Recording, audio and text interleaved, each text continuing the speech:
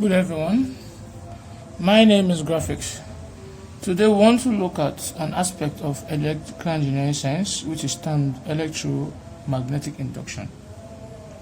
Now in our previous lecture we learned that when a current passes through a conductor, right, a magnetic field is being produced. Is that okay?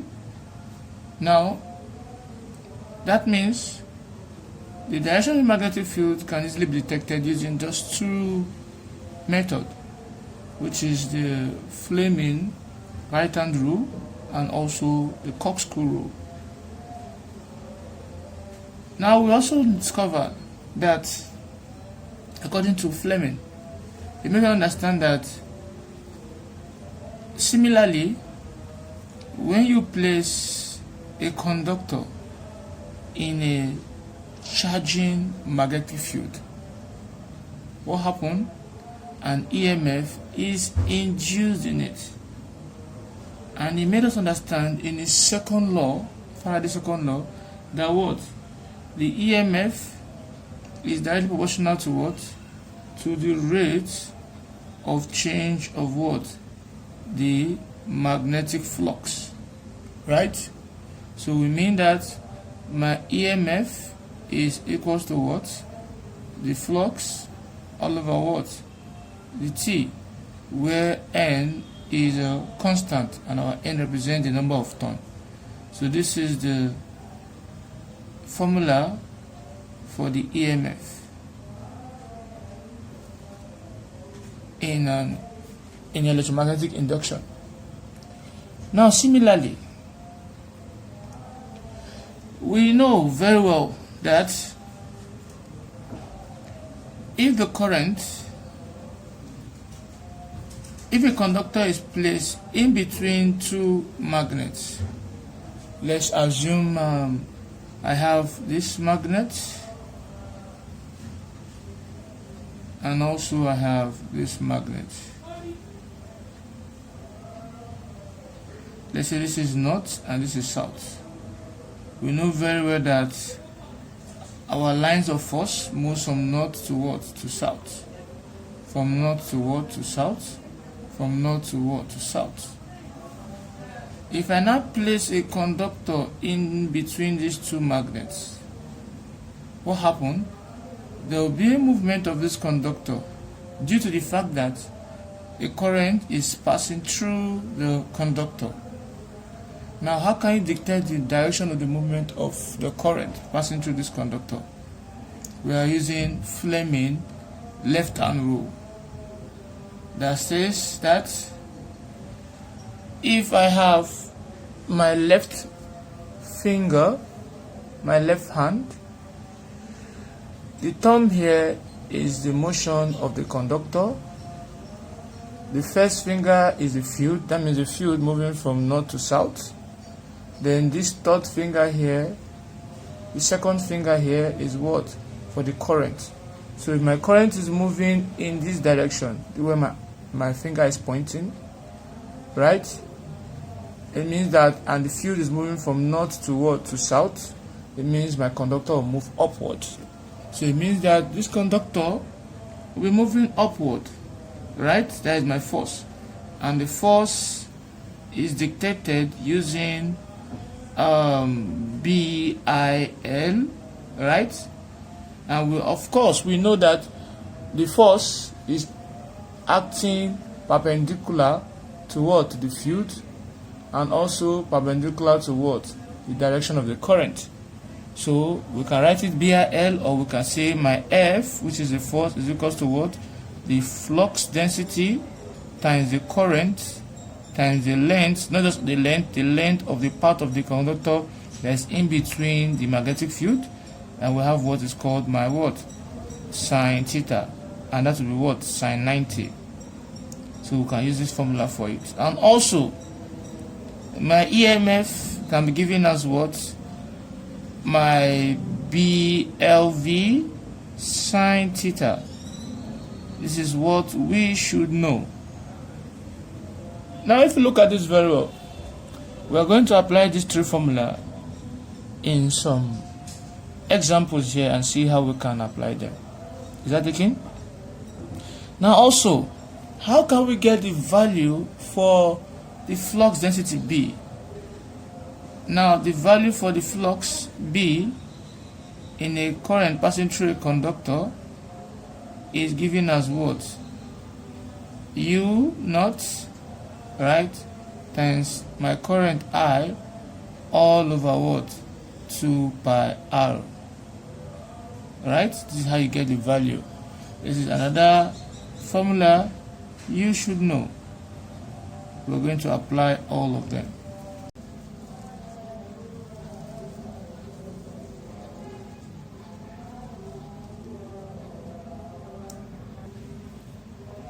Example 1. It says a coil has 400 turns. Find the induced voltage in it. If the flux change from 0.2 milliweber to 1 milliweber in 0.2 seconds. Now what you do is you need to write out your data. So the solution here,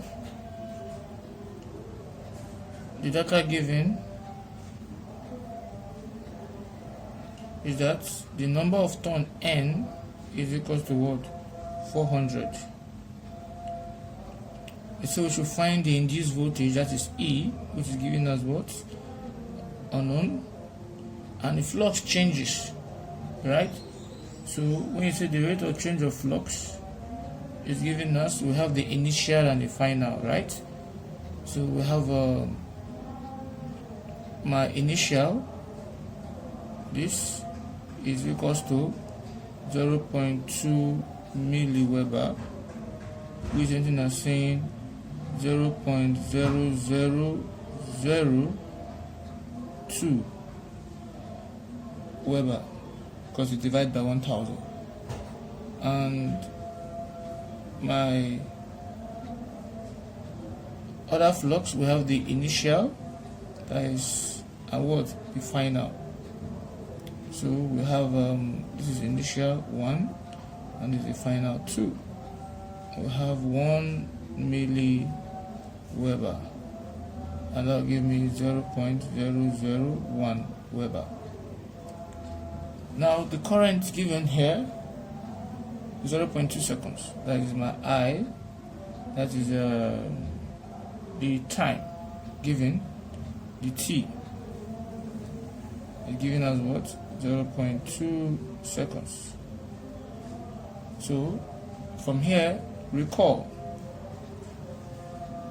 we know that my EMF is equals to what? N, the flux, all over what? The T. And this will give me N into bracket this minus this all over what? dt, and we'll be having 400 into bracket 0.001 minus 0.0002 all over 0.2 all over 0.2, and this will give us 400 multiplied by 0.004. So my answer E here will given me as what? 1.6 volts. That is my induced EMF for that question. Now let's take another example 2. Now first thing you do, you write out the parameter. So solution, our data given, so that the coil of resistance, that is the coil has a resistance. I'll write my ROC, which is the resistance of the coil, to be given as 100 ohms in a magnetic field of what?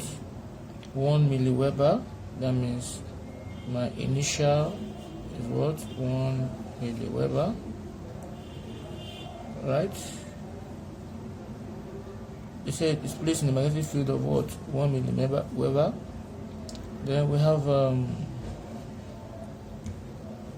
milliweber. The core has 100 turns. Our number of turns is equal to what? 100. And the galvanometer of 400 ohms resistance is connected in series. The resistance of what? The galvanometer is what? 400 ohms. And it's connected in series. So if it's connected in series, that means my resistance equivalent, Req, will be what? The resistance of the coil plus what? The resistance of what? The galvanometer. And that will be giving us 400 plus what? 100, which is what?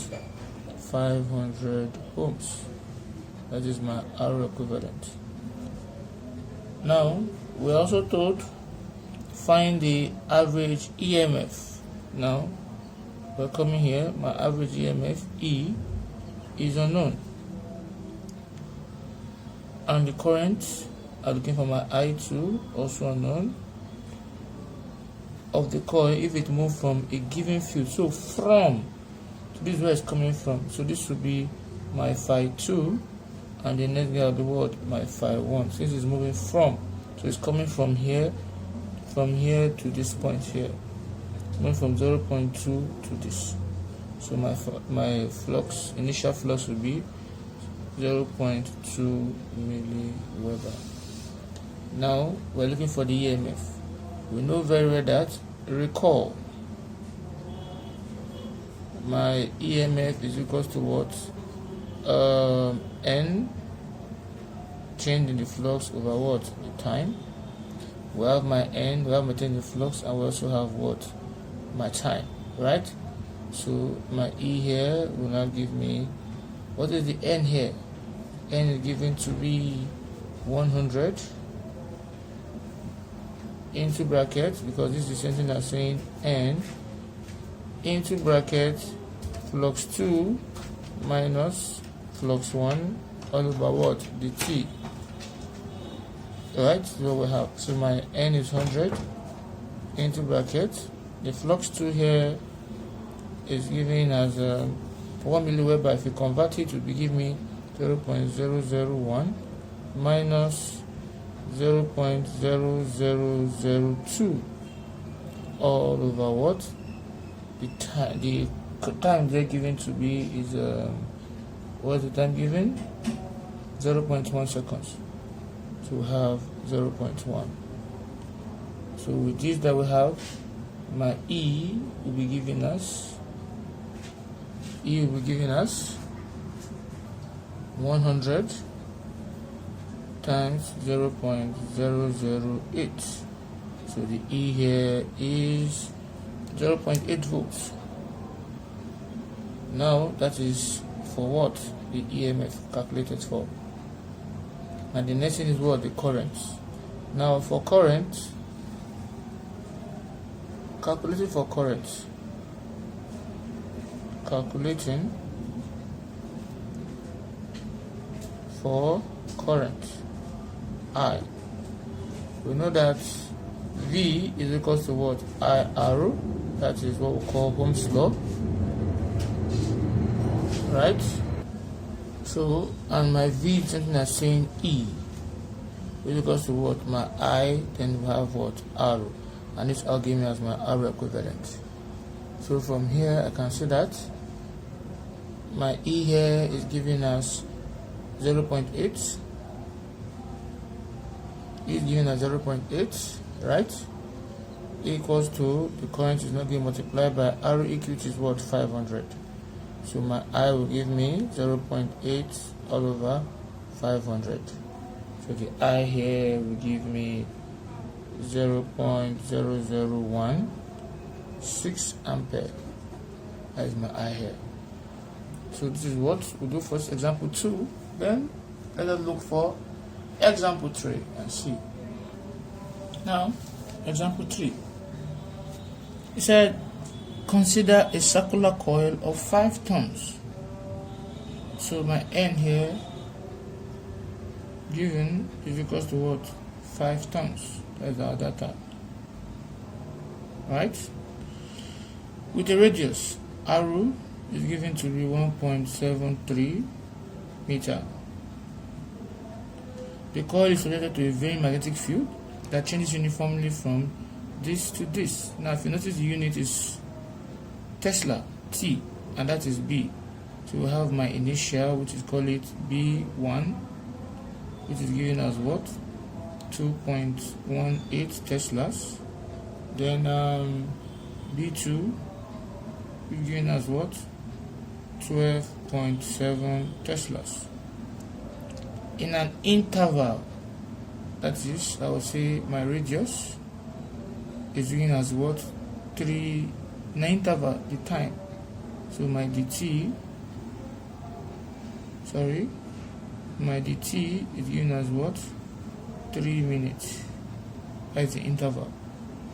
Now we are told that the axis of the solenoid makes an angle of 27 degrees. My theta is equal to what? 27 degrees, right? Now we are not told to find the induced EMF. We are looking for E. So we are looking for what? E, the induced EMF. Now one thing you need to know is that recall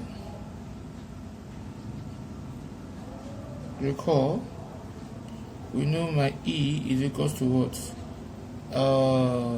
N, the flux, all over what? The T. But in this case, our flux is not given, right? But I can say that since my B is given as what? My flux all over area. Therefore, my flux will be given as what? Given as what? BA. Now, since it's normal to the plane, to the axis, we will now say that it can also be given as what? Flux will be given as what? BA cos theta. Now, anywhere I see my flux, I'll put BA cos theta, because this can be given as my N into bracket flux 2 minus what? Flux 1 all over what? The T, right? So if I'm to write this again, the E here will be given as N in brackets. So I'm writing flux 2, I'm going to write B2A because the area is uniform, minus what? B1A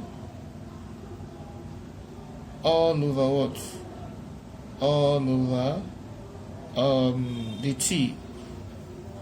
Don't forget, we have my cos theta outside, because cos theta times B2A will give you BA cos theta, and so on and so forth. Now, from here, what else is common here? My A is also common. So I can bring the E out. I can say that my N, right, A cos theta into bracket B2 minus B1 over what? The T. So we can have this. So we'll put in our value and see how it goes. But what do you notice? The area is not given. But the secret here is that it is circular. So my area A will be given as what? By r square. Because the radius is given to be 1.73 meter. Right? 1.73. So my area now will now give me pi into bracket 1.73 all square. So that will give me the area here will be given to be, let me calculate that, 9.402 meters square. That is my area. So if we put it here, we say that the E will be giving us N, which is 5, multiplied by 9.402 cos 27, open bracket, we are having B2, which is 12.7, minus B1, which is 2.18, all over 3 minutes. The 3 minutes here will be given as what? 3 times 60, converted to seconds. So we know that 3 minutes is equal to what? 3 times 60 seconds. And that will give us what? 180 seconds. 180 seconds. So we have this will be what? 180. So my E here will now give me, if you do all needful, we're having 2.45 volts. That is my EMF. Example 4. Let's move forward. Now, example 4, we are told that a conductor of active length, that is the solution to this question. Choose the conductor of active length. So the data given, the length is 30 centimeter, converting to meter, give me 0.3 meter, divided by 100, right? Carries the current I is given as 100 amp, right? Now, lies at right angle, angle theta is 90 degrees because right angle, to a magnetic field of strength. So the unit Weber per meter square is telling us it is in, that is what? Magnetic field, magnetic flux density, that is the flux density here. So Weber per meter square can also be Tesla also. So my B here is giving us what? 0.4 Weber per meter square. Calculate the force in Newton. We're looking for F in Newton exerted on it if the force causes the conductor to move at a velocity of what? 10 meters per second. So the velocity V is equal to 10 meters per second. Calculate the EMF. Now we know very well that here no flux is given, right? So we know that my EMF can be change in flux all over what? The time multiplied by our N. There is no number of turn, there is no flux, and there is no time. So we cannot use this guy. Also, my E is equal to what? BLV sine theta. Now we know B, we know L, but we don't know. And also we need to know V. We know V also. So my E will now give me, what is the B? The B is giving us 0. Point what? 0.4 multiplied by 0.3 multiplied by 10 multiplied by sine what? 90. So my E here will now give me we're having 1.2 volts. 1.2 volts. That is the E. Right? So similarly, we know very well that to calculate the EMF, this is our EMF, then the power, to calculate for power, right, we know that my P is equal to what? The force times what? Velocity. So what is my force? The only way to calculate for force is to know that my force, let me do it here, the force F is equal to what? BIL sine what? Sine 90 or sine theta. So my force F will now give me, what is the B? B is 0.4. The current I is giving us 100. times the length given as 0.3 sine 90, and sine 90 is what? 1, so times 1. So the force here now will now give us what? So calculating it, our force will be 12. When we multiply everything together, 12 Newton. So if you input it here, my power now will now give me 12 multiplied by what? 10, because the velocity is 10. And we'll be having 120 watts. That's for that question here. Example 5 now. Now, the next example is, it says two parallel conductors A and B carrying current of 8A and 10A respectively. That is 8 amperes and 10 amperes respectively, if the distance between them is 10 centimeter. Now we have two currents given. Solution here. We have two of them, IA and IB, right? The IA is given as 8 amp and the IB is given as what? 10 amp. The distance between them, my D, is what? 10 centimeter, right? Find what? The magnetic flux density experienced by conductor A due to conductor B. So what I will do is this: since I have all this data given, so look forward, find the magnetic flux density experienced by conductor A due to what? Conductor B. So let's call this to be my what? B1. I'm looking for this, and I'm looking for what? Also, I'm looking for B2. So let's see how that will go. Now, people recall,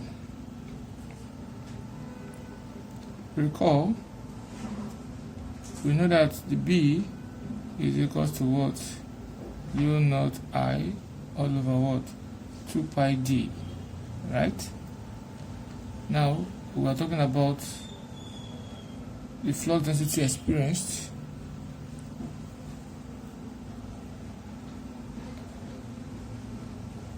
by conductor A due to current flowing in conductor B. So let's say the flux density B1 will now give me U naught IA to the current flowing through what? Conductor B. So that would be IB here, all over what? 2 pi D. So this will give us 4 pi times 10 to the power minus 7 multiplied by IB, which is 10, all over 2 pi times what is the D? The D here given is 10 centimeter. So if we convert 10 centimeter, we have 0.1 meter. So times what? 0.1. Now if you look at this, pi will equate by 2 in here 1 in 4 2. So 20 times 10 to the power minus 7 will be, so this will give us 2 times 10 to the power minus 6 over 0.1. So if you divide it by 0.1, we have 2 times 10 to the power what? 2 times 10 to the power minus 4.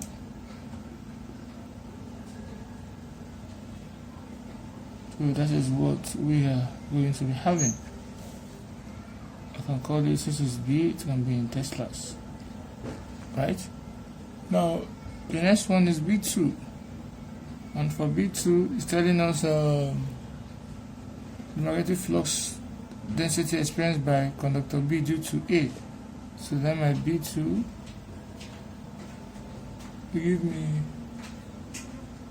U naught IA all over what? 2 pi D. What are you going to give me?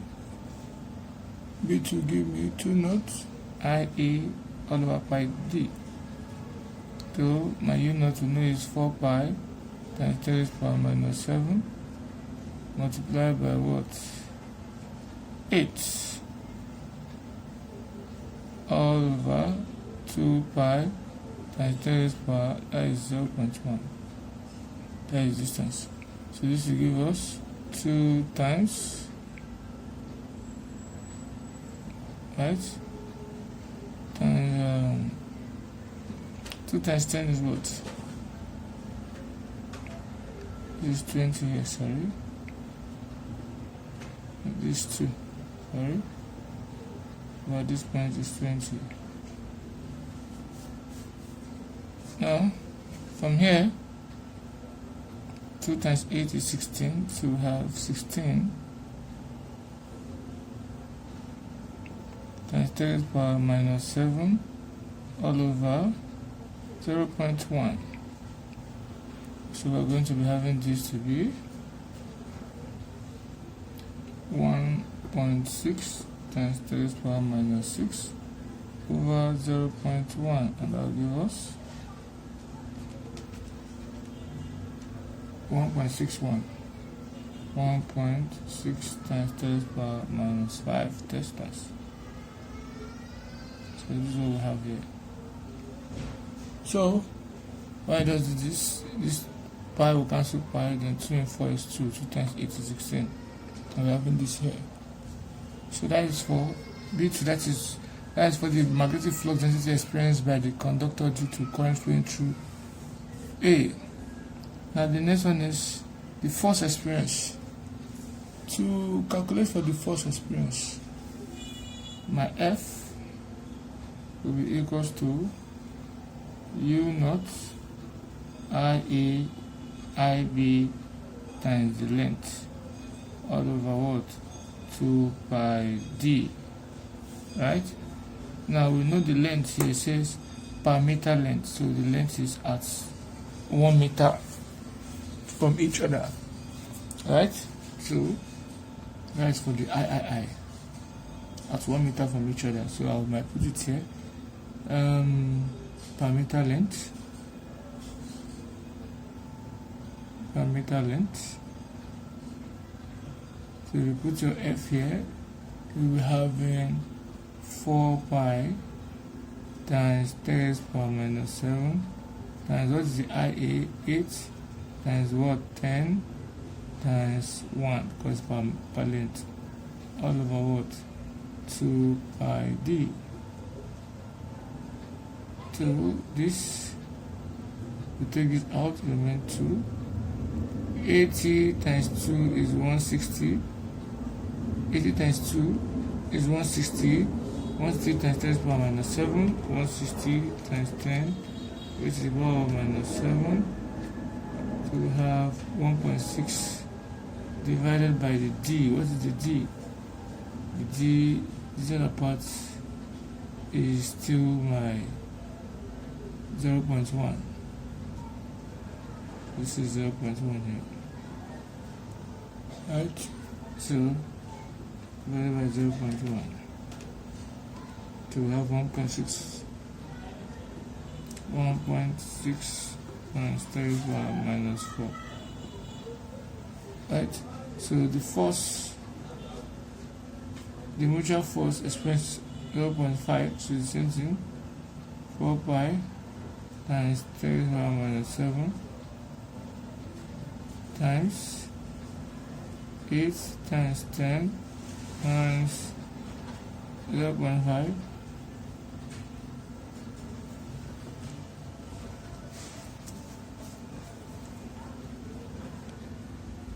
all over 2 pi, what is the D? The D is 0.1. So what we have here, this will take this out to remain 2. 8 times 0.5 is 4, 4 times 10 is 40, 40 times 2 is 80. So we have this will give us 80 times 10 to the power minus 7 all over 0.1. So from here, we're having 80 times 10 to the power minus 7 divided by 0.1. We have 8 times 10 to the power minus 5. So give me 8 times 10 to the power minus 5, and this is going to be Newton, and so on. So this is what we have when you are dealing with that. So if you found this video helpful, don't forget to click on the subscribe button. Thanks for watching.